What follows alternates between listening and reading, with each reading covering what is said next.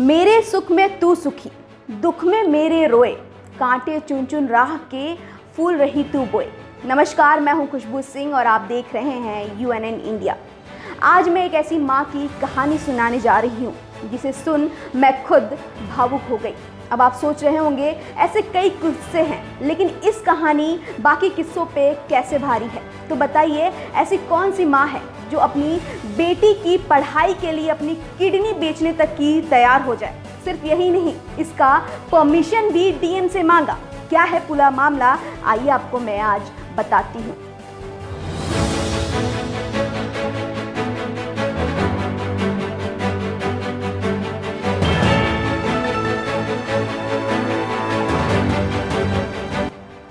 दरअसल इस माँ की बेटी फिलीपींस में पढ़ाई कर रही है और सरकारी स्कॉलरशिप ना मिलने की वजह से इन्हें सख्त पैसों की ज़रूरत है। बता दें, पढ़ाई कर रही लड़की का नाम रूबिया है।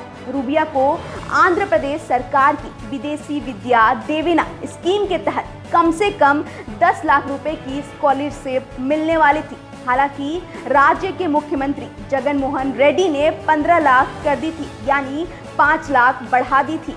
स्कॉलरशिप के भरोसे रूबिया की मां मकबूल जान ने उसे MBBS की पढ़ाई के लिए फिलीपींस में भेज दिया। यहाँ रूबिया ने यूनिवर्सिटी में दाखिल भी ले लिया, लेकिन यूनिवर्सिटी में पढ़ाई का कुल खर्चा 30 लाख था और उसे स्कॉलरशिप भी नहीं मिला। इस वजह से उसको क्लास में नहीं बैठने दिया गया और उसके हॉस्टल में भी वहाँ पे नहीं रहने दिया गया, जिसकी वजह से रूबिया को एक छोटे कमरे में 14 लड़कियों के साथ रहना पड़ा। मैं बता दूं, वहाँ पे खाने पीने की तो दिक्कत है ही, साथ ही 14 लड़कियों को एक वॉशरूम इस्तेमाल करना पड़ रहा है।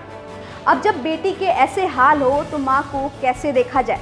बच्चों के लिए तो माँ जान दे देती है, तब उनको कैसा लगेगा कि उनका दिल का टुकड़ा इस तरह स्ट्रगल कर रहा हो, जबकि उसके हिस्से में ये नहीं लिखा है। उसने मेहनत करके स्कॉलरशिप ली है और स्कॉलरशिप ना मिलने की वजह से उसका फ्यूचर खराब हो रहा है। खैर, मैं बता दूं, हिंदपुर की रहने वाली मकबूल जान अपनी बेटी के लिए अनंतपुर शहर के DM ऑफिस के सामने गुहार लगा रही हैं। कह रही हैं, या तो स्कॉलरशिप दो या तो फिर इजाज़त दो कि मैं अपनी किडनी बेचूं और अपनी बच्ची की फीस भरूं। वहीं जब मकबूल जी से बात की गई तो उन्होंने कहा कि सिर्फ मेरी बेटी सफ़र नहीं कर रही हैं, ऐसी कई बेटियां हैं जो स्कॉलरशिप की वजह से सफ़र कर रही हैं। तो हम भी इनके साथ इस लड़ाई में शामिल हैं और हम भी यही चाहेंगे कि जल्द से जल्द इस चीज़ का समाधान आंध्र प्रदेश की सरकार करे।